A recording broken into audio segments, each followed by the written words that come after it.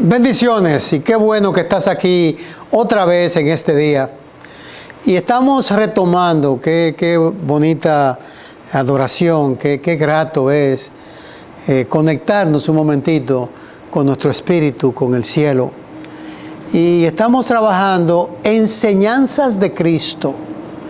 Que tú decís, pero yo no soy cristiano. Bueno, decía en la primera entrega que Gandhi no era cristiano y utilizó muchas de las enseñanzas de Cristo, que muchas otras personas e instituciones que no se consideran cristianas han visto lo ejemplar importante de las enseñanzas, especialmente éticas y morales, que Jesucristo trató de inyectar a sus seguidores.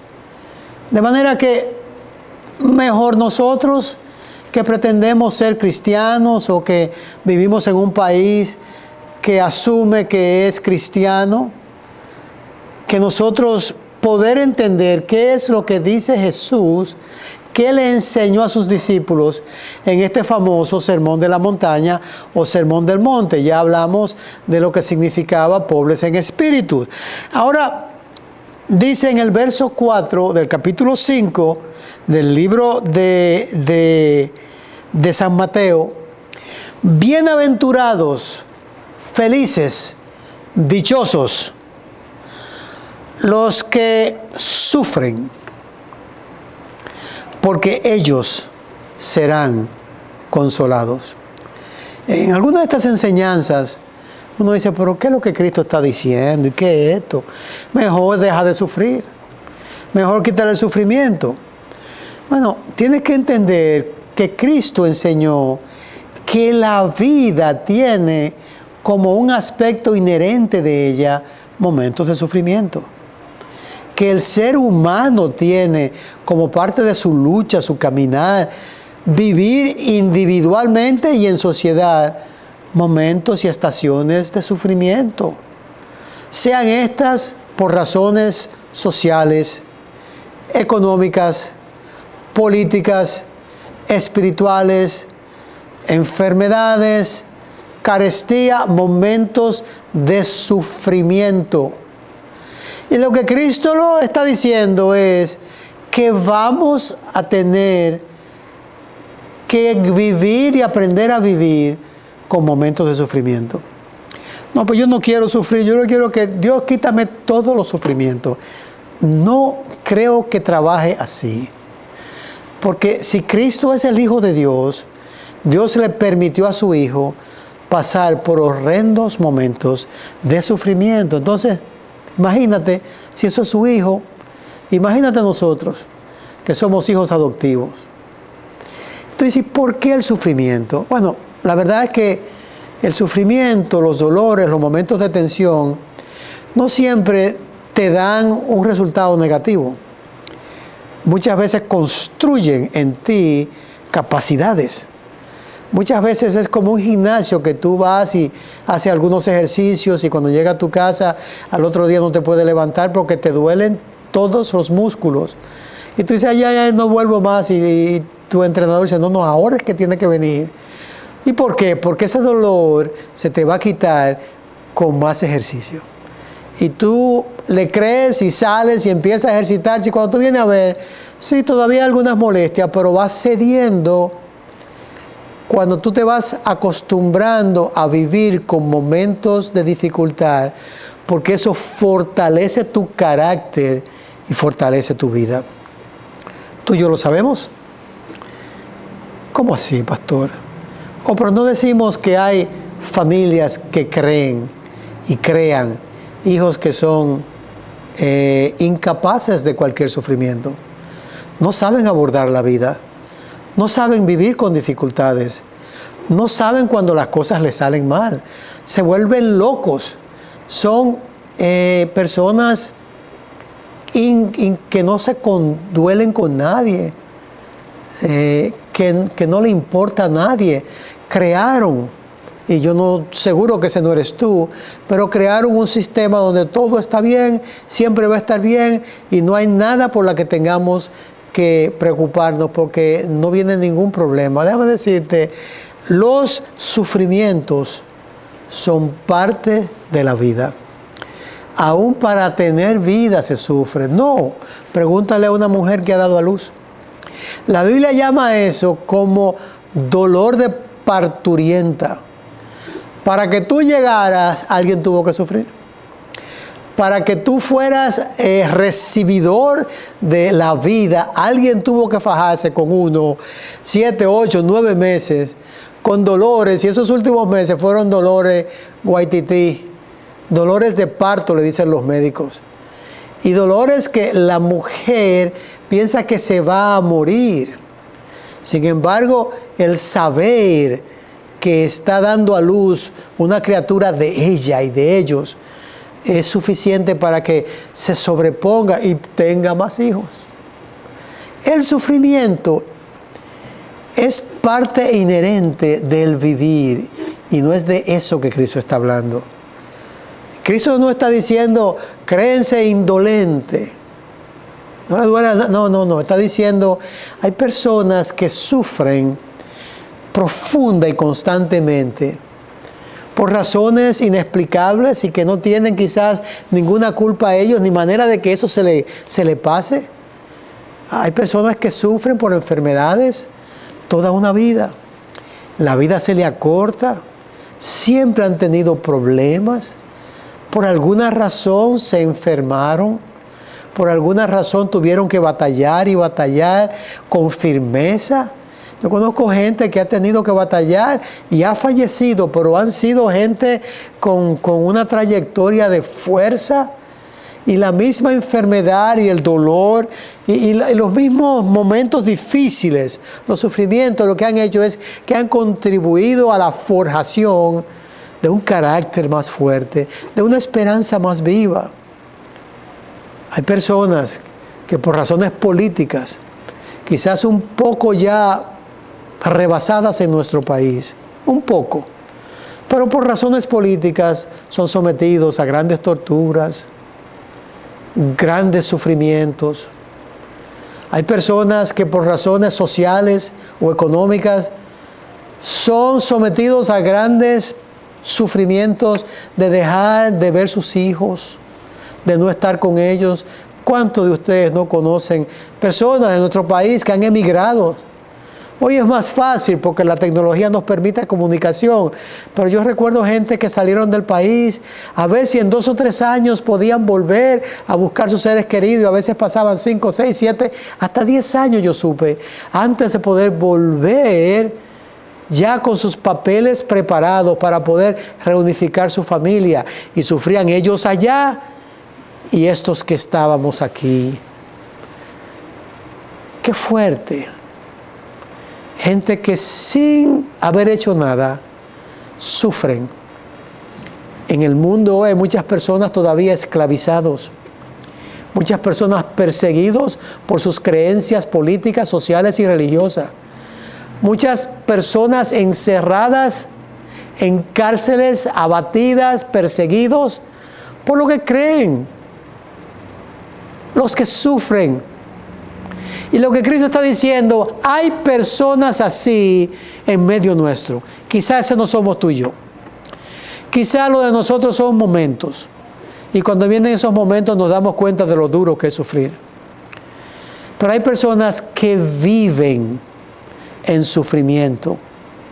Y Cristo dice, los que sufren son bienaventurados o dichosos, no porque sufren, sino porque serán consolados.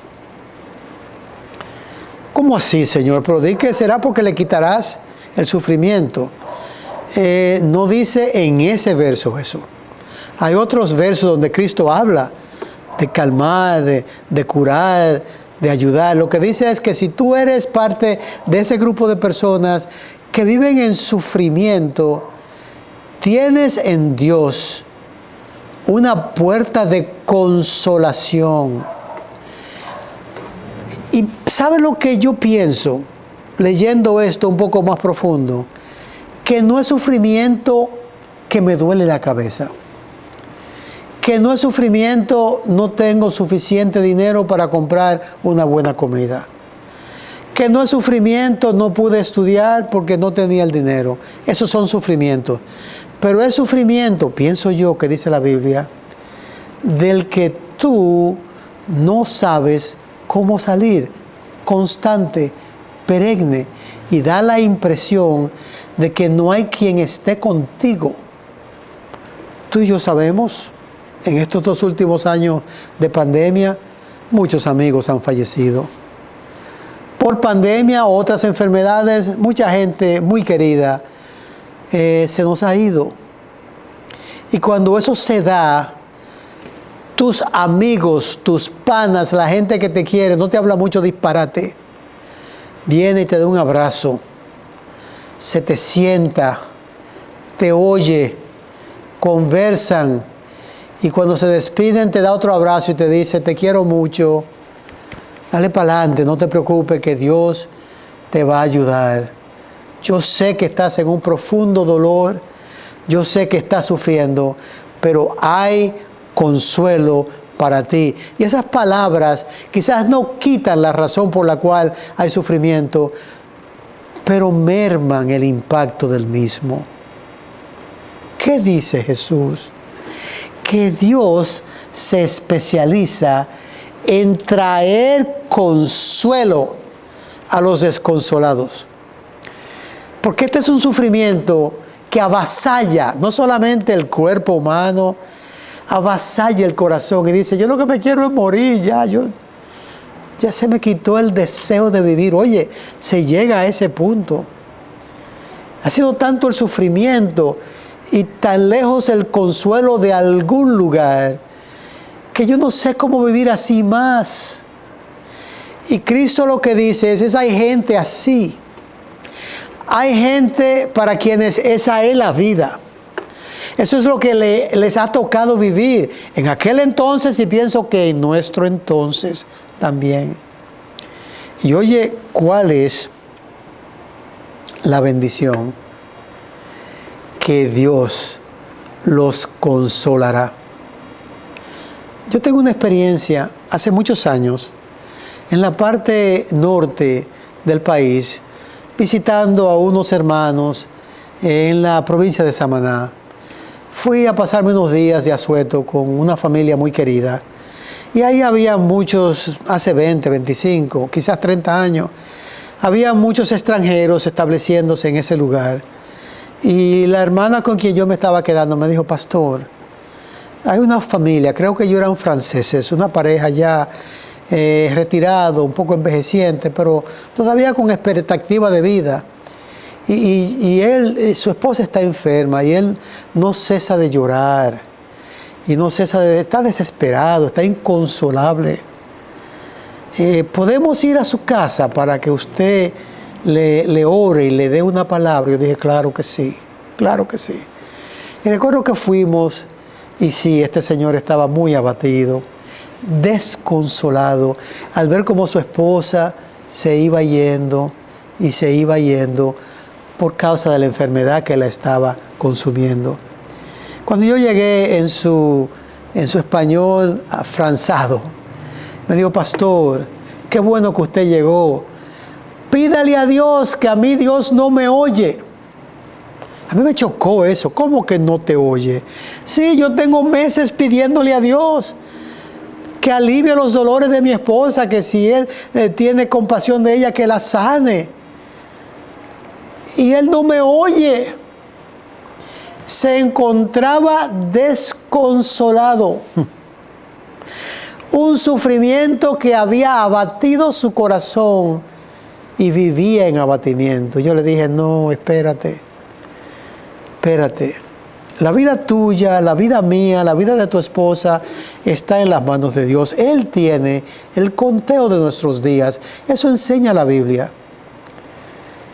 Dios puede sanarla, levantarla, alargarle la vida, que de hecho lo hizo. Mejorarle su condición de vida mientras le da más años, que de hecho lo hizo. Pero no me digas que Dios no te oye. Sí, pastor, Él no me oye. Parece que yo no conozco su lenguaje. Y yo le dije, mira, el lenguaje de Dios es lo que tú hablas. El lenguaje de Dios es el sufrimiento, porque Dios dice que son bienaventurados los que sufren, porque ellos van a encontrar consuelo. Y se le abrieron los ojos. Nunca había pensado de esa manera. Él entendía que era un asunto de comunicación y él estaba buscando la vuelta que quizás un pastor, una persona que bregaba con religión, iba a ir allá y Dios lo iba a comunicar. La conexión de internet iba a ser, digo yo, no, tú no me necesitas a mí. Yo quiero acompañarte, yo quiero que tú ores conmigo y que tú repitas conmigo. Y yo te voy a garantizar que Dios tiene la capacidad, no sé si Él lo va a hacer, pero Dios tiene la capacidad de extenderle la vida a tu esposa y hacerle una vida mucho más llevadera. Y él estaba muy dispuesto. Yo recuerdo que empezamos a orar. Yo le decía, Señor Jesús, y él me, Señor Jesús. Y él en su afán, en su dolor, le pedía, Señor, dale más vida a mi esposa, Señor, que esa vida que tú le des no sea con tanto sufrimiento. Y yo no te puedo decir que soy un hacedor de milagros. Yo pienso que Dios finalmente oyó, porque entendió el lenguaje de este hombre, porque bienaventurados los que sufren.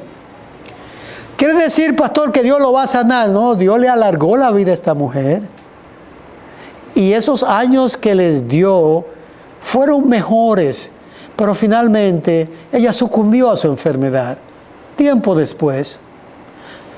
Conozco otros casos de gente que Dios lo ha sanado y lo que ha hecho Dios es que le ha extendido la vida y mejorado su calidad de vida. Pero la promesa para ti y para mí hoy es única. Dice, eres dichoso si sufres, no porque sufres, sino porque tienes quien te consuele. Eso es Dios.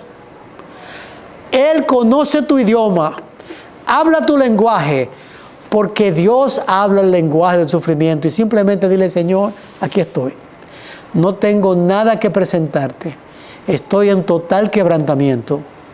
Y Dios te va a decir, y yo te conozco, y yo estoy en total consuelo para ti, si tú confías. Y yo quiero que haremos, que así como esas personas que yo te he dicho, que oremos. Dios finalmente va a tomar la decisión que Él quiera, y va a hacer lo que Él entienda mejor.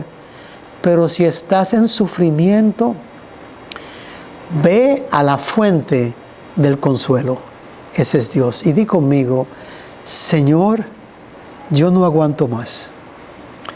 Estoy totalmente sumido en la desesperación.